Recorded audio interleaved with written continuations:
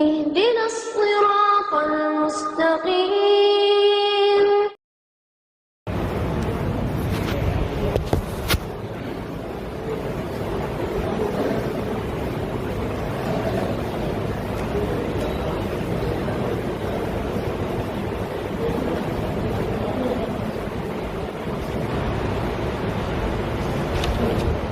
إن الحمد لله وحده والصلاة والسلام على من لا نبي بعده أما بعد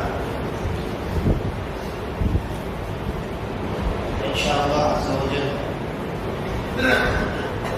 سنیچر کتاب صحیح الترغیب و ترغیب کی شرح آپ کے سامنے پیش کی جائے گی. یہ کتاب اصل میں ترغیب و ترغیب ہے اور اس کے مؤلف مشہور محدث اور حافظ المنذری رحمہ اللہ ہے. حافظ المنذری رحمہ اللہ نے ایک ایسی کتاب ترتیب دی جس میں انہوں نے ترغیب اور ترغیب کے متعلق احادیث کو جمع کر دیا. ترغیب اور ترغیب کیا ہے حدیث بتانے اور اس جمع کردہ کتاب میں انہوں نے جن احادیث کو جمع کیا تو ان میں انہوں نے حدیث کے صحیح ہونے یا حدیث کے حسن ہونے کا التزام نہیں کیا بلکہ انہوں نے اصلاً حدیث کو جمع کرنے کا کام کیا. اور یہ کتاب حقیقت میں حافظ المنذری رحمہ اللہ نے اپنے حافظے سے اپنے ایک شاگرد کو املا کرائی تھی. انہوں نے حدیثیں زبانی بیان کی اور ان کے شاگرد نے وہ حدیثیں لکھ لی, املا انہوں نے کرائی. اس طریقے سے یہ کتاب جمع کی گئی اور اس کتاب کو انہوں نے ترغیب و ترغیب کتاب الترغیب و ترغیب کا نام دیا. بعد میں شیخ الالبانی رحمہ اللہ آئے اور انہوں نے اس کتاب پر تحقیق اور تخریج کا کام کیا. چنانچہ علامہ ناصر الدین الالبانی رحمہ اللہ نے اس کتاب کو دو حصوں میں تقسیم کر دیا. ایک کا نام رکھا صحیح الترغیب و ترغیب اور ایک کا نام رکھا ضعیف الترغیب و ترغیب.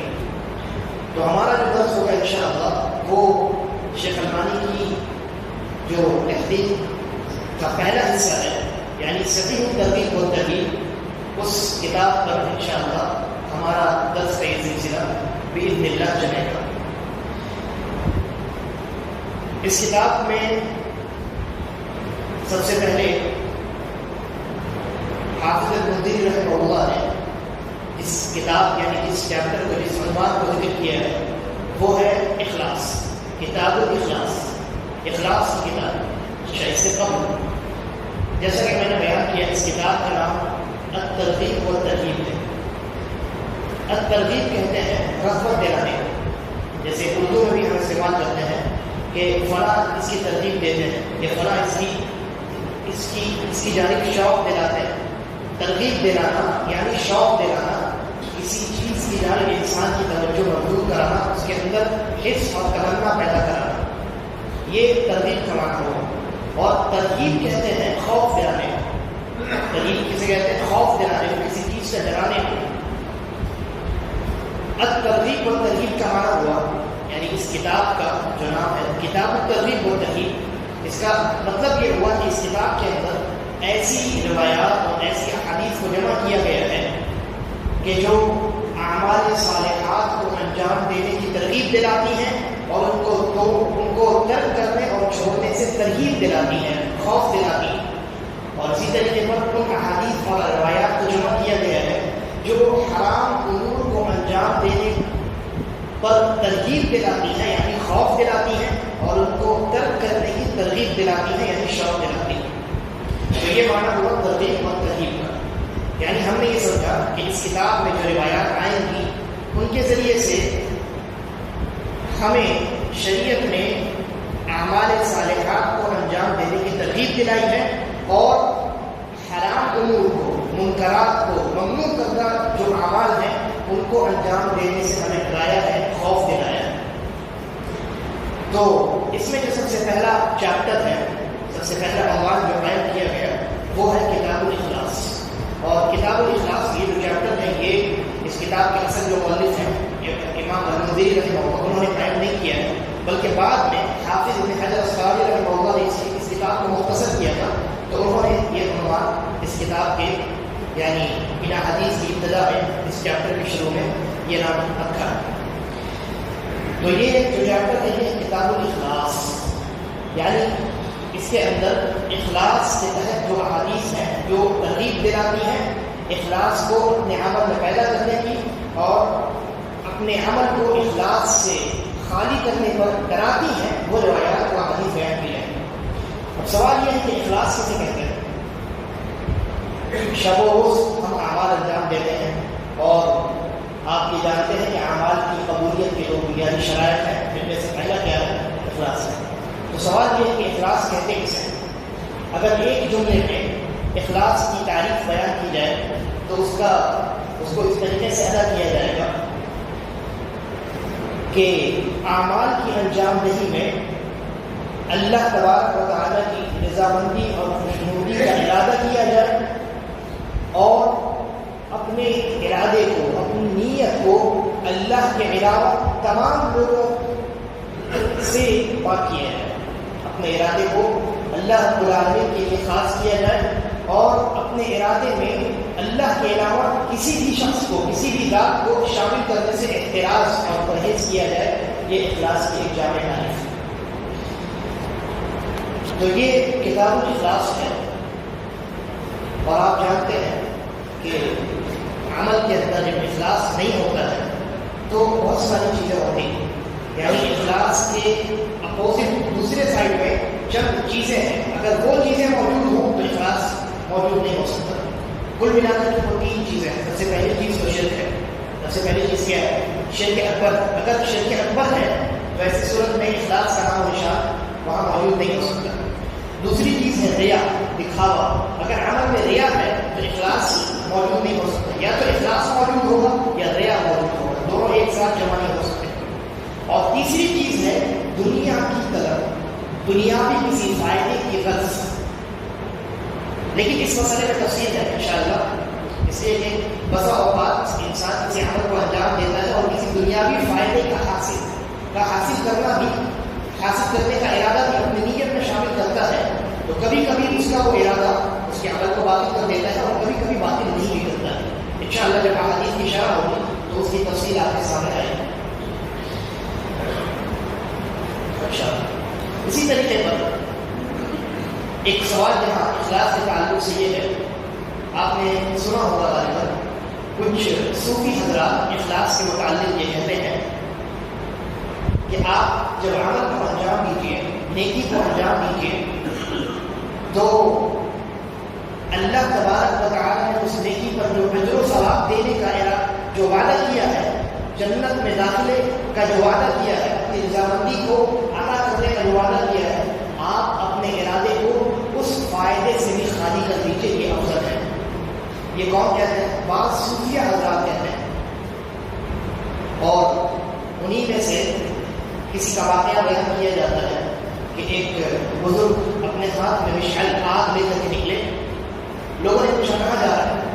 کہا کہ لوگ جنت اور جہنم کی وجہ سے، جنت کو حاصل کرنے کی وجہ سے اور جہنم سے بچنے کی وجہ سے عمل کرتے ہیں، لہٰذا میں جنت اور جہنم کو جلانے کے لیے جا رہا ہوں۔ یعنی ان کے کہنے کا مقصد تھا عمل آپ کیجیے، جنت کو حاصل کرنے کے لیے نہیں، جہنم سے بچنے کے لیے نہیں۔ تو سوال یہ ہے کہ کیا یہ قول اخلاص کے اعلیٰ درجے والا قول ہے، یعنی یہ قول ان کا درست ہے یا نہیں ہے؟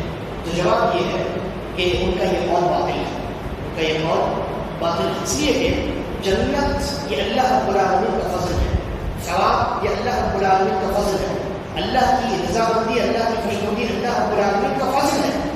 انسان اگر اپنے عمل کی بنیاد اللہ کے فضل کے اوپر رکھتا ہے تو یہ اخلاص کے منافع کیسے ہو سکتا ہے؟ اللہ کے فضل کا طلبگار ہونا یہ تو عین اخلاص ہے، یہ عین اخلاص ہے، لہذا ان کا یہ قول باطل ہے۔ اب آئیے اس کتاب کو شروع کرتے ہیں، زیادہ تفصیل میں ہم نہیں جاتے ہیں۔ اس کتاب میں یعنی اس چیپٹر میں کتاب الاخلاص میں جو سب سے پہلی حدیث بیان کی گئی ہے وہ بہت ہی مشہور حدیث ہے اور صحیح بخاری اور صحیح مسلم وغیرہ کی بہت مشہور ترین روایت ہے۔ حضرت عبداللہ بن عمر رضی اللہ عنہما بیان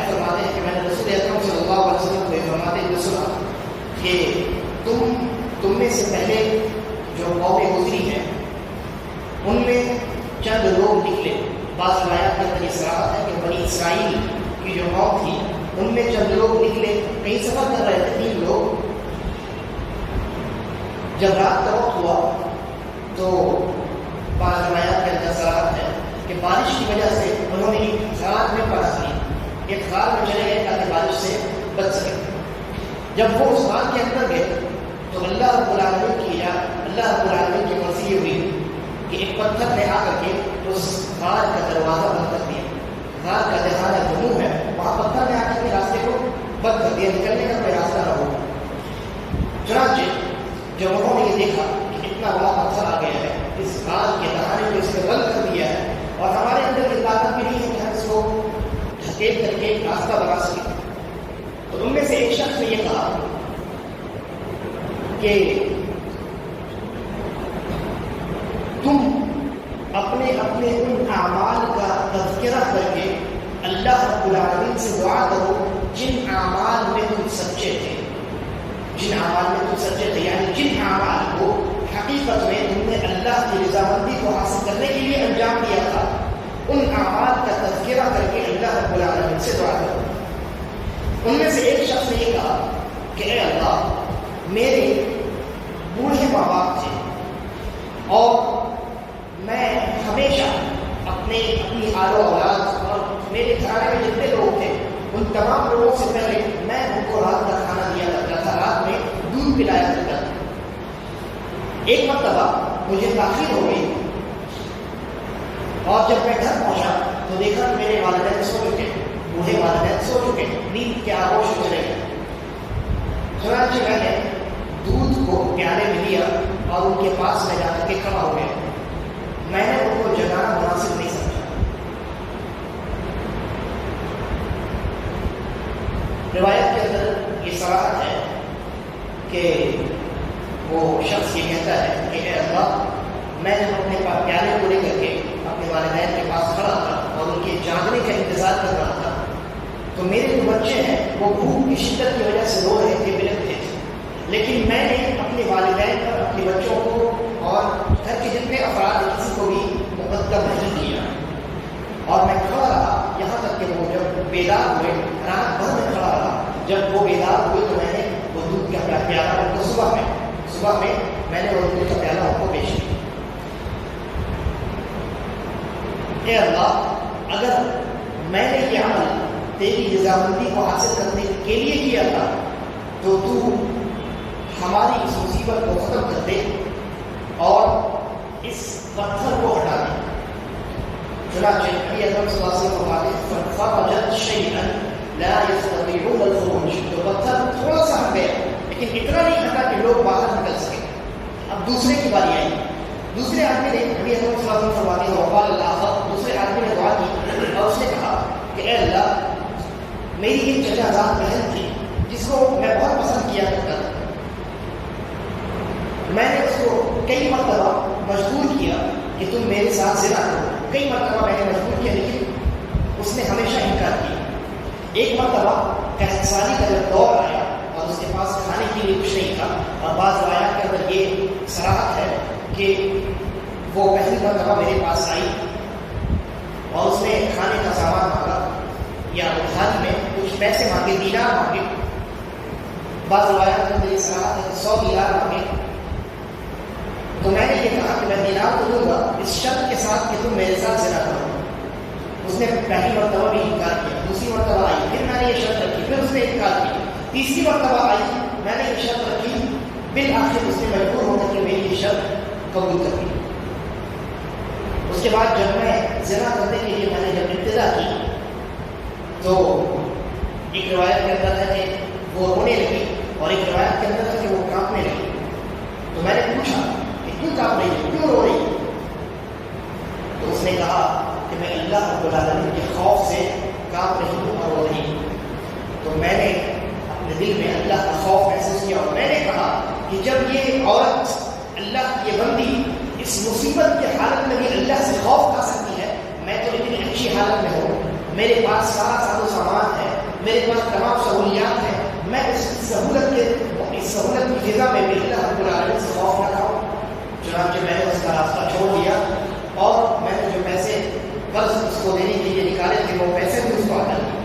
اس کے بعد وہ شخص کہتا ہے کہ اے اللہ اگر میں نے یہ کام تیری رضامندی اور تیری خوشنودی کو حاصل کرنے کے لیے کیا تھا تو ہماری اس مصیبت کو ختم کر دے اور اس پتھر کو ہٹا دے. چنانچہ وہ پتھر پھر تھوڑا سا ہٹ گیا لیکن اتنا نہیں ہٹا کہ وہ لوگ باہر نکل سکے.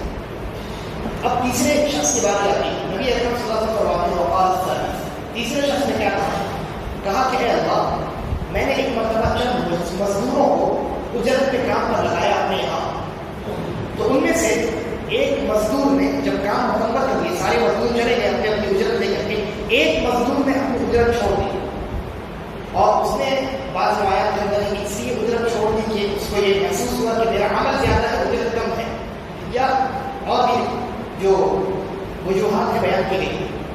بہرحال ایک شخص نے ان میں سے اپنی اجرت نہیں دی اور وہ چلا گیا. وہ جو شخص ہے وہ کہتا ہے کہ اے اللہ میں نے اس کے اجرت کا جو مال تھا میں نے اس سے فائدہ حاصل کیا.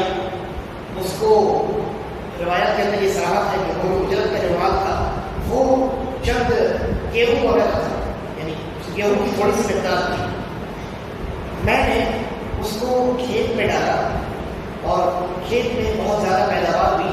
پھر میں نے اس سے بہت ساری چیزیں خریدی, گائے خریدی اور غنم خریدا اور غلام خریدا, بہت ساری چیزیں خریدی.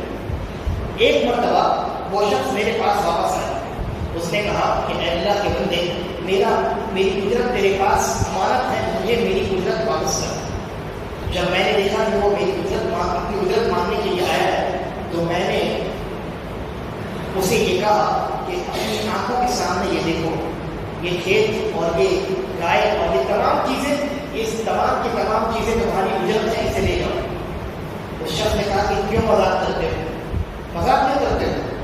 اس نے کہا کہ میں مذاق نہیں کرتا, یہ جو تمام سامان تم دیکھ رہے ہو, تمام جو مال تمہارے سامنے یہ سب کا سب تمہارا ہے, یہ تمام چیزیں تمہاری ہیں, تم لے جاؤ. چنانچہ اس آنے والے شخص نے ان تمام سامانوں کو اکٹھا کیا اور لے کر کے چلا. اب یہ شخص کہتا ہے کہ اے اللہ اگر میں نے یہ عمل تیری رضامندی کو حاصل کرنے کے لیے کیا تھا تو تو ہمیں اس مصیبت سے چھٹکارا دے اور اس پتھر کو ہٹا دے. چنانچہ وہ پتھر اللہ تبارک و تعالیٰ نے مکمل طور پر ہٹا دیا اور وہ تینوں کے تینوں افراد اس غار سے بحفاظت باہر نکل گئے. یہ روایت ہے اور یہ روایت مختلف الفاظ کے ساتھ مروی ہے, جن میں سے ایک سیاق کو میں نے آپ کے سامنے بیان کیا اور یہ روایت صحیح بخاری کے اندر بھی ہے, صحیح مسلم کے اندر بھی ہے, سنن نسائی کے اندر بھی ہے اور اسی طریقے پر امام ابن حبان نے بھی اس کو نقل کیا ہے اور بھی بہت سارے علماء اور ائمہ اور محدثین نے اس روایت کو مختلف الفاظ کے ساتھ, کسی نے طوالت کے ساتھ, کسی نے اختصار کے ساتھ اس روایت کو اپنی حدیث کی کتاب میں بیان کیا. اس حدیث میں ہمارے لیے بہت ساری چیزیں ایسی ہیں جن سے ہم سبق حاصل کریں, بہت ساری ایسی چیزیں ہیں جن میں ہم غور و فکر کریں. سب سے پہلی چیز جو اس حدیث سے معلوم ہوتی ہے وہ یہ ہے کہ سچے واقعات کو بیان کرنا داعی کے لیے کوئی مضمون شے نہیں ہے. داعی کو اگر یہ محسوس ہو کہ کوئی سچا واقعہ بیان کروں تاکہ سامعین اور سننے والے جو افراد ہیں ان کو فائدہ پہنچے, تو سچے واقعات کو بیان کیا جا سکتا ہے درس اور عبرت کے ارادے سے. یہ پہلی چیز معلوم ہے کہ نبی اکرم صلی اللہ علیہ وسلم نے یہاں بنی اسرائیل کے ایک قوم کا ایک واقعہ, ایک سچا واقعہ ہمارے سامنے بیان کیا. دوسری چیز جو معلوم ہوگی اس روایت سے وہ یہ ہے کہ ہم سے پہلے جو شریعتیں گزری, ہم سے پہلے جو قومیں گزری اور ان کی جانب جس شریعت کا نزول ہوا تھا وہ شریعت اگر کتاب و سنت کے اندر مروی ہے تو ہمارے لیے وہ شریعت بھی حجت ہے اور دلیل ہے. لیکن اس کے دو بنیادی شرائط ہیں. پچھلی قوموں کی جانب جو شریعت بھیجی گئی وہ شریعت بھی اس امت کے لوگوں کے لیے حجت اور دلیل ہے دو شرائط کے ساتھ. پہلی شرط اور بنیادی شرط یہ ہے کہ وہ شریعت کتاب اللہ یا سنت رسول اللہ سے ثابت ہو. یعنی قرآن کریم میں ہمیں خبر دی گئی ہو کہ پہلے زمانے میں کسی قوم کی جانب یہ شریعت نازل ہوئی تھی, یہ مسئلہ نازل ہوا تھا, اور یا حدیث رسول اللہ صلی اللہ علیہ وسلم کے اندر نبی اکرم صلی اللہ علیہ وسلم نے ہمیں کسی قوم کے متعلق, کسی شریعت کے متعلق ہمیں خبر دی. تو پہلی چیز تو یہ ہے کہ اس شریعت کا ثابت ہونا کتاب اللہ اور سنت رسول اللہ سے ضروری ہے. اگر وہ چیز کسی اور کتاب سے ثابت, مثلا جو عیسائی کی روایات ہوتے ہیں یا تورات میں, انجیل میں, زبور میں کوئی واقعہ اس کے اندر موجود ہے, وہ ہمارے لیے حجت نہیں. اگر قرآن کریم کے اندر پچھلی قوم کا کوئی واقعہ یا کوئی مسئلہ بیان کیا گیا ہے یا نبی اکرم صلی اللہ علیہ وسلم کی احادیث میں بیان کیا گیا ہے تو وہ ہمارے لیے حجت بن سکتا ہے. یہ پہلی شرط ہوگی. اور دوسری شرط یہ ہے کہ اس مسئلے کے متعلق ہماری شریعت میں کوئی ایسی چیز نہ ہو جو اس کو منسوخ کرنے والی. پہلی شرط یہ ہے کہ کتاب اللہ اور سنت رسول اللہ میں اس شریعت کا یا اس پچھلی شریعت کے کسی مسئلے کا تذکرہ ہونا ضروری ہے. اور وہ دلیل اور حجت کب بنے گی جب ہماری اس شریعت میں اس مسئلے کو منسوخ کرنے والی کوئی دلیل موجود نہ ہو. تو اگر ایسا ہو کہ کتاب اللہ اور سنت رسول اللہ میں پچھلی شریعت کا کوئی مسئلہ بیان کیا گیا اور کتاب و سنت میں کوئی ایسی دلیل نہیں ہے جو اس مسئلے کو منسوخ کرتی ہو, تو وہ جو شریعت ہے یا شریعت میں جو نازل شدہ مسئلہ ہے وہ مسئلہ اس امت کے لیے بھی کیا ہوگا, حجت ہوگا. اسی طریقے پر اس میں جو تیسری بات غور کرنے کی ہے وہ یہ ہے کہ پچھلی امتوں میں بھی اخلاص مشروع تھا. پچھلی امتوں میں بھی اخلاص اعمال کے اندر مشروع تھا. یہی وجہ ہے کہ ان تینوں نے اپنے اپنے اعمال کا جو حوالہ کیا تو کیا تھا کہ اے اللہ اگر میں نے اس عمل کو تیری رضامندی کے لیے, اخلاص کا تذکرہ ہو رہا ہے, تیری رضامندی کے لیے اگر میں نے یہ عمل انجام دیا تھا تو ہمیں اس مصیبت سے بچاتے ہیں. چوتھی بات جو معلوم ہوتی ہے وہ یہ ہے کہ نیک اعمال کا حوالہ دینا یہ دعا کی قبولیت کے اسباب میں سے ایک سبب ہے, اور نیک اعمال کا حوالہ دینا یہ در حقیقت دعا کی قبولیت کے لیے ایک وسیلہ ہے, اور یہ مشروع وسیلوں میں سے آتا ہے. مشروع وسیلے کی دو قسمیں, ایک تو ممنوع وسیلہ اور ایک مشروع وسیلہ. مشروع وسیلہ وہ ہے جس کو شریعت نے مشروع قرار دیا, اور ممنوع وسیلہ وہ ہے جس کو شریعت نے مشروع نہیں قرار دیا. نہیں قرار دینا ہی اس بات کی دلیل ہے کہ وہ وسیلہ ممنوع ہے, مشروع نہیں. تو جو جائز اور مشروع وسیلے ہیں ان میں ایک وسیلہ کیا ہے, اعمال صالحات کا, نیک اعمال کا حوالہ دینا. اور اس حدیث میں اگر آپ غور کریں تو ایک اشکال پیدا ہو سکتا ہے, وہ یہ ہے کہ انسان کہے گا, کوئی کہنے والا کہہ سکتا ہے کہ میں دعا کروں اور اللہ رب العالمین سے یہ کہوں کہ اے اللہ میں نے اگر فلاں عمل تیری رضامندی کے لیے کیا ہے تو میری دعا کو قبول کر لے. یہ تو ایک طریقے سے اپنے عمل کو اللہ کے سامنے جلانا ہے, یا دوسرے الفاظ میں کہیے تو اللہ کے سامنے اپنے نیک عمل کو بطور احسان پیش کرنا ہوگا, ہے نا. یہ اشکال پیدا ہو سکتا ہے. اس اشکال کا جواب بہت سارے علماء نے دیا ہے, جن میں سے ایک بہت بہترین جواب یہ ہے کہ یہاں اعمال صالحات کا, ایک اعمال کا حوالہ دینا اللہ پر احسان جتلانا نہیں ہے, بلکہ اس کا معنی کیا ہے؟ اس کا معنی یہ ہے کہ اے اللہ اگر میں نے وہ جو نیک عمل کیا تھا تیری رضامندی کے لیے, اگر وہ عمل تیرے نزدیک معتبر ہے اور تو نے اس کو قبول کیا ہے تو میرے اس دعا کو بھی قبول کر لے, اس لیے کہ تو اعمال کو, دعاؤں کو قبول کرنے والا ہے. یعنی انسان اپنی عاجزی کا اظہار کر رہا ہے, انکساری کا اظہار کر رہا ہے کہ اے اللہ ان اعمال کو بھی تو ہی قبول کرنے والا ہے, تو ہی قبول کرنے والا ہے, لہٰذا میری اس دعا کو بھی تو ہی قبول کرے گا, تیرے علاوہ قبول کرنے والی بات نہیں ہے. تو یہ معنی ہے اعمال صالحات کے حوالے کے ذریعے سے دعا کرنا. یعنی انسان جب دعا کرے کہ اے اللہ میں نے فلاں عمل تیری رضامندی کے لیے اگر کیا ہے تو میری اس دعا کو قبول کر لے. معنی کیا ہوا؟ معنی یہ ہوا کہ اے اللہ میں نے وہ جو عمل تیری رضامندی کے ارادے سے انجام دیا تھا, اگر تم نے اسے قبول کر لیا ہے تو ہی تو قبول کرنے والا ہے, میرے علاوہ کوئی ذات نہیں ہے قبول کرنے والا. لہٰذا اس طریقے سے تو نے میرے اس عمل کو قبول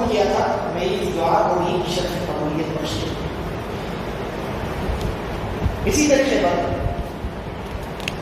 اس حدیث کے اندر اگر غور کیا جائے تو ہمارے لیے اور بھی بہت سارے اسباب اور دروس موجود ہیں۔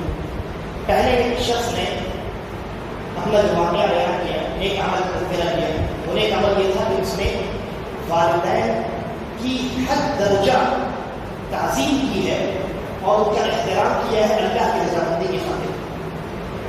البتہ اس نے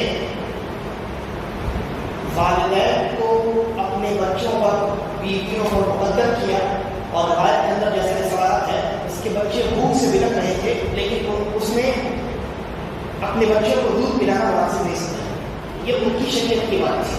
ہماری شریعت میں ہر انسان کو اس کا حق دینا ہے برابر۔ ہر انسان کو، آپ کو اپنے والدین کا بھی حق دینا ہے، بچوں کو بچے کا بھی حق دینا ہے، بیوی کو بیوی کا بھی حق دینا ہے۔ ان کی شریعت میں ایسا تھا کہ والدین کو مقدم رکھنا ضروری اور واجب ہے، گرچہ دوسرے حقوق ضائع ہو جائے۔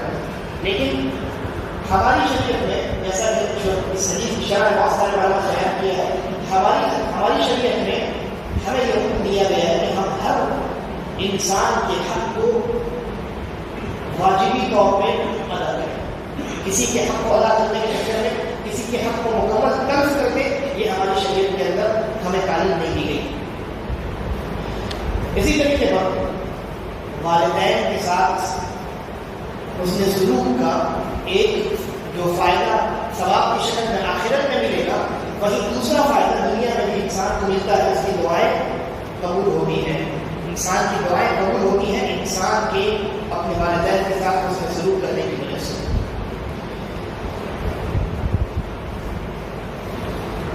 نبی اکرم صلی اللہ علیہ وسلم نے ایک حدیث کے اندر ارشاد فرمایا کہ کوئی بھی آدمی اپنے والد کے احسان کا بدلہ نہیں چکا سکتا سوائے ایک حالت کی، اور وہ حالت یہ ہے کہ اگر وہ اپنے والد کو غلام پائے تو اس کو خرید کر کے، اپنے والد کو خرید کر کے اگر آزاد کر دیتا ہے تو یہ کہا جا سکتا ہے کہ اس نے اپنے والد کے احسانات کا بدلہ چکا دیا۔ لیکن اس کے علاوہ دوسری کوئی صورت نہیں ہے جس میں کوئی انسان یہ دعویٰ کرے کہ میں نے اپنے والد کا یا اپنے والدین کے احسانات کا بدلہ چکا دیا، چاہے وہ جتنی خدمت کر لے، چاہے ان کا جتنا احترام کر لے، جتنی تعظیم کر لے، جتنے پیسے خرچ کر لے، اپنے والدین کا احسان نہیں چکایا جا سکتا۔ صرف ایک ہی صورت ہے جس کو نبی اکرم صلی اللہ علیہ وسلم نے بیان فرمایا اور یہ روایت سے تصویر کی ہے۔ اسی طریقے پر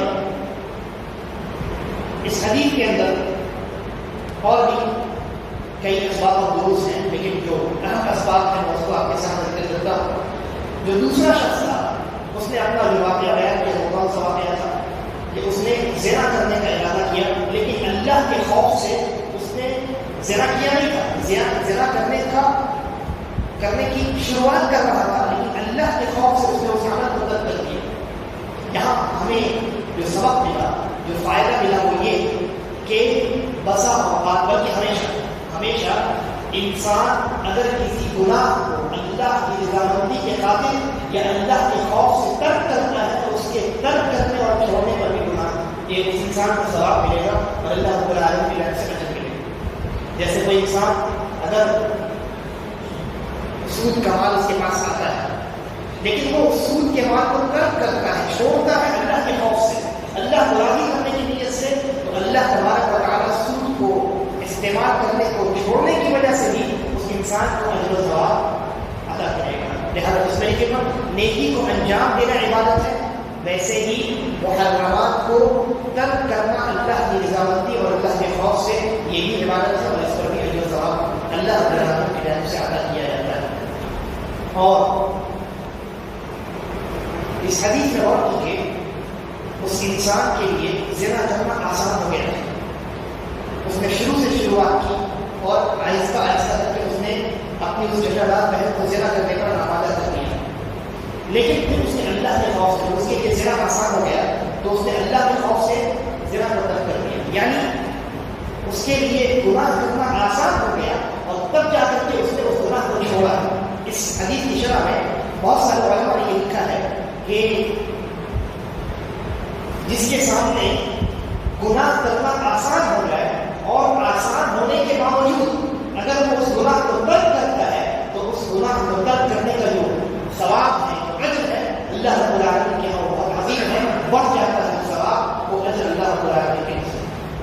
اسی طریقے پر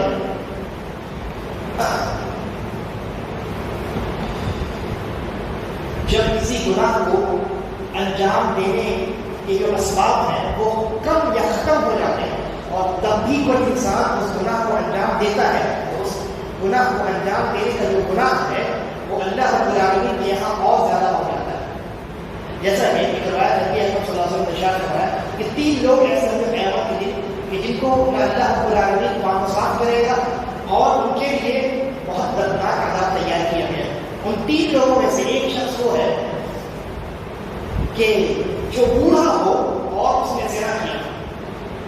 یعنی جب انسان بوڑھا ہو جاتا ہے اس کے اندر شہوت ختم ہو جاتا ہے, زنا کرنے کے اسباب, گناہ کرنے کے اسباب ختم یا کم ہو جاتے ہیں. لیکن اس کے باوجود اگر کوئی انسان زنا کرتا ہے بڑھاپے کے باوجود تو اللہ تبارک و تعالیٰ اس کے لیے خاص عذاب تیار کرتا ہے. اس کو اللہ پاک و صاف نہیں کرے گا قیامت کے دن اور اس کے لیے الگ سے دردناک عذاب اللہ نے تیار کیا. اسی طریقے پر بہت سارے علماء نے یہ بھی لکھا ہے جیسا کہ امام ابن القیم وغیرہ ہے کہ جب انسان کے لیے حلال امور آسان ہو جاتے ہیں تو ایسی صورت میں حرام امور کو انجام دینا اس کے حق میں زیادہ قبیح ہوتا ہے. جب انسان کے لیے حلال امور آسان ہو جاتے ہیں تب اس وقت حرام امور کو انجام دینا اس کے حق میں زیادہ قبیح ہوتا ہے. مثال کے طور پہ ایک انسان ہے جس نے شادی کی, اس کی بیوی موجود ہے, لیکن اس کے باوجود حلال طریقے سے شہوت کو ختم کرنا, شہوت کو پورا کرنے کا ذریعہ موجود ہے, بیوی موجود, لیکن اس کے باوجود اگر وہ زنا کرتا ہے تو شریعت میں اس کے لیے کیا سزا ہے؟ صرف توڑا نہیں بلکہ اس کے لیے رجم کی سزا ہے. لیکن کوئی اگر کنوارا ہے اور اس نے شادی نہیں کی ہے اور اس نے زنا کر لیا ہے تو ایسی صورت تو اس کے لیے کوڑے کی سزا ہے, کوڑا مارا جائے گا.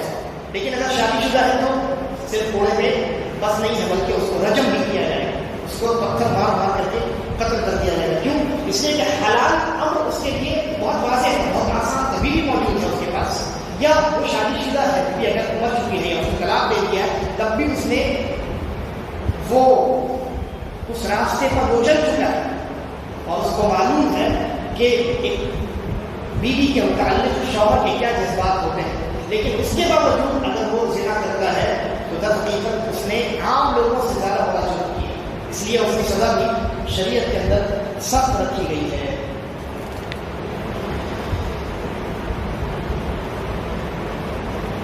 اسی طریقے پر جو تیسرا شخص تھا اس نے اللہ رب العالمین کے سامنے کون سا عمل پیش کیا؟ کہا کہ میں نے چند لوگوں کو اجرت پر رکھا تھا اور ایک شخص نے اپنی اجرت چھوڑ دی تھی, اس کا میں نے استعمال کر دیا اور بہت کاروبار بڑھا دیا, بہت سارے مال اور دولت کو میں نے جمع کر دیا. لیکن جب وہ آیا تو میں نے صرف اس کی وہ معمولی سی اجرت نہیں کی بلکہ پورا کا پورا سامان اس کو دے دیا.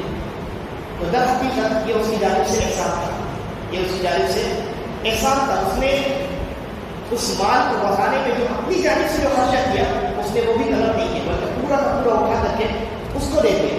لہذا وہ اس انسان کی جانب سے احسان تھا اور اس نے اس احسان کرنے کی وجہ سے اللہ تبارک و تعالیٰ کے سامنے یہ دعا کی کہ اللہ اگر میں نے یہ عمل تیری رضامندی کے لیے کیا ہے, تجھے خوش کرنے کے لیے کیا ہے تو تو ہمیں اس مصیبت سے نجات دے اور اس پتھر کو ہٹا دے. چنانچہ آخر میں اللہ تبارک و تعالیٰ نے اس پتھر کو مکمل طور پر ہٹا دیا اور وہ تینوں افراد بحفاظت وہاں سے باہر نکل آئے.